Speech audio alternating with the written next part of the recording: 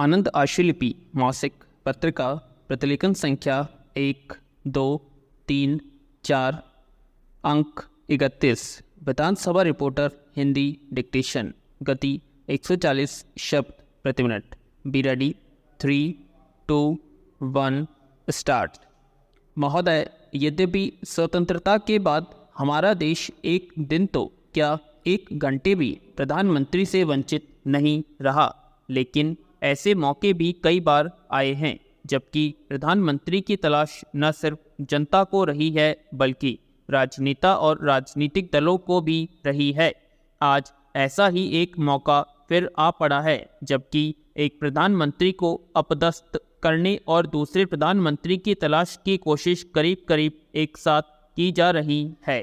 विरोधी दलों का कहना है कि दूसरे या वैकल्पिक प्रधानमंत्री की तलाश इतनी आवश्यक नहीं जितनी कि वर्तमान प्रधानमंत्री को अपदस्थ करना।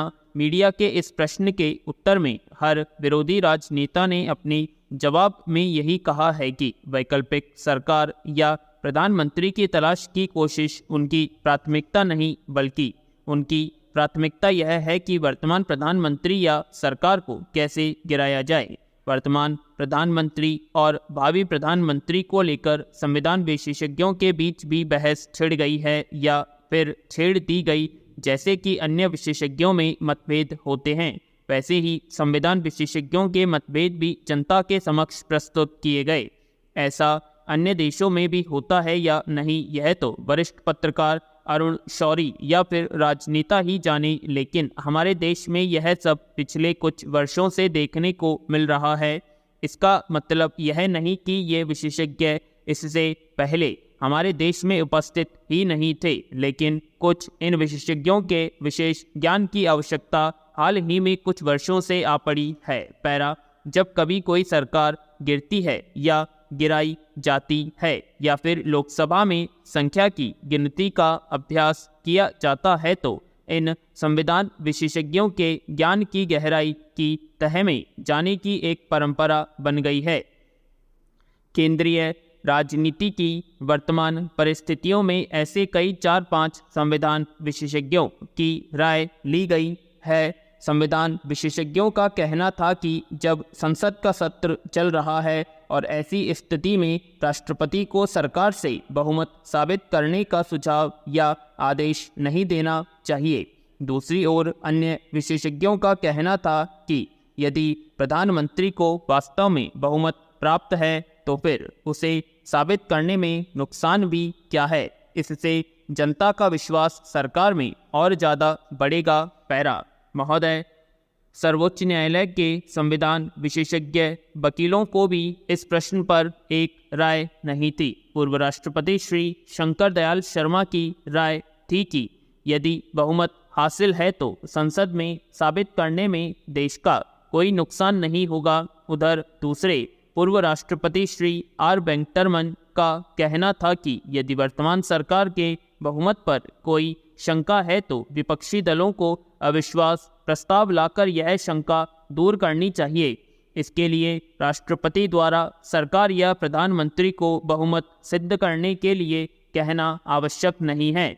यह बात ध्यान देने योग्य है कि वर्तमान राष्ट्रपति ने श्री अटल बिहारी वाजपेयी को प्रधानमंत्री पद की शपथ तभी दिलाई थी जबकि उन्होंने सुश्री जयललिता से श्री वाजपेयी को समर्थन दिए जाने संबंधी चिट्ठी प्राप्त कर ली थी और अब चूंकि वह चिट्ठी वापस ले ली गई है या फिर उसे रद्द किए जाने के आशय से एक चिट्ठी और दे दी गई, तो क्या संविधान यह कहता है कि समर्थन की चिट्ठी प्रधानमंत्री बनाए जाने के लिए मान्य है, लेकिन समर्थन वापसी की चिट्ठी प्रधानमंत्री के बहुमत के बारे में कोई शंका पैदा नहीं करती। इसलिए प्रधानमंत्री और उनकी सरकार को जारी रखा जाए। अतः यदि बहुमत का परीक्षण करना है तो अविश्वास प्रस्ताव विरोधी दलों को ही लाना होगा, भले ही समस्त समर्थक दल अपना समर्थन वापस लेने की सूचना राष्ट्रपति को भेज दें।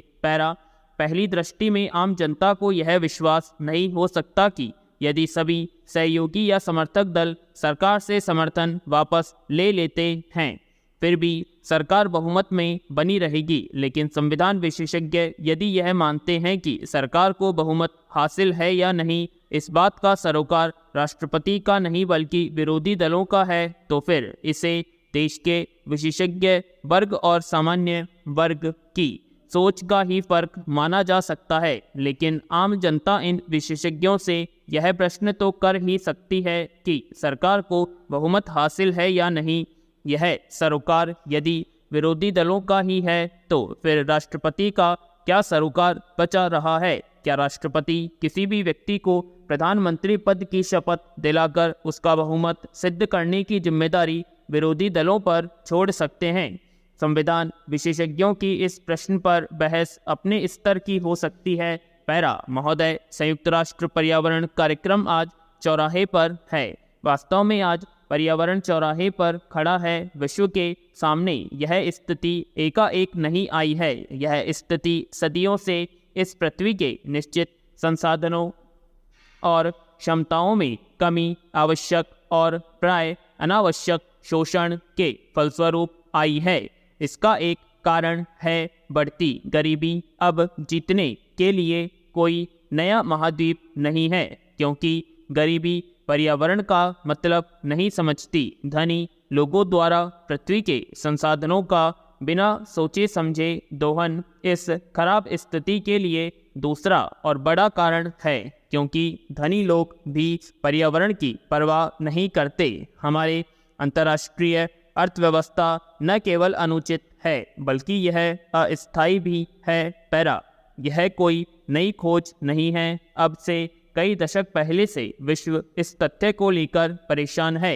संयुक्त राष्ट्र पर्यावरण कार्यक्रम को बनाया जाना इसका प्रमाण है। पिछले वर्षों रियो में संयुक्त राष्ट्र पर्यावरण एवं विकास सम्मेलन में एक के बाद एक देश के द्वारा किया गया संकल्प और दृढ़ निश्चय इस तथ्य का दूसरा मजबूत प्रमाण है।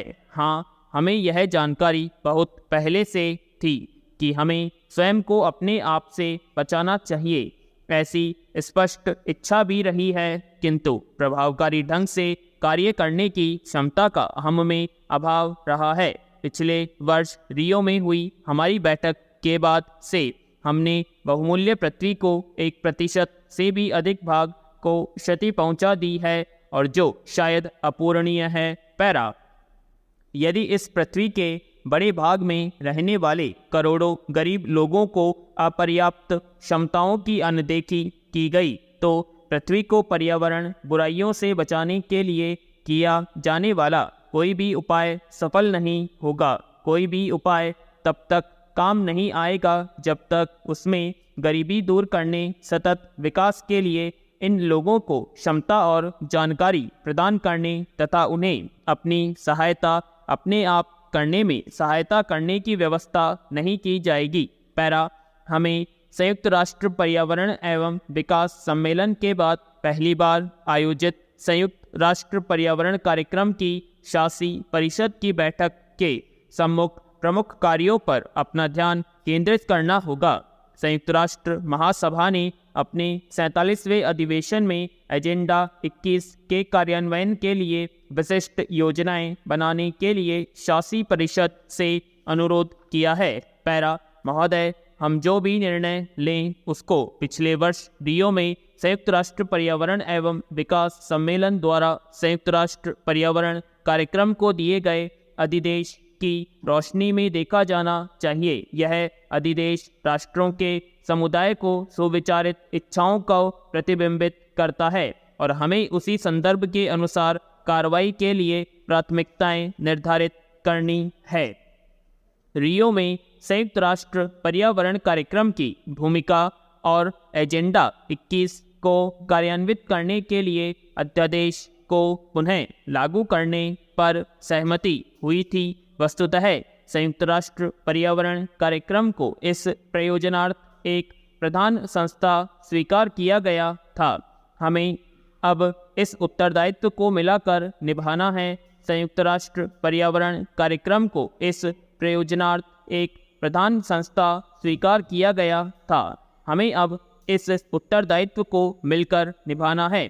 संयुक्त राष्ट्र पर्यावरण कार्यक्रम अब अधिक देर तक पर्यावरणीय कार्यक्रमों के लिए एकमात्र एक प्रेरक और समन्वय संगठन के रूप में नहीं रह सकता। इसको अधिक सुविधाजनक भूमिका अपनानी चाहिए तथा पर्यावरण की सुरक्षा और सतत विकास की उपलब्धि के लक्ष्यों वाले विस्तृत कार्यक्रम शुरू करने चाहिए।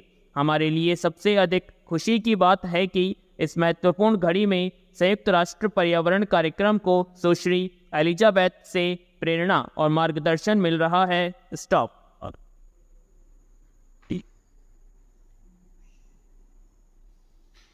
तीन मिनट में जाने नहीं पड़ो नहीं जाओ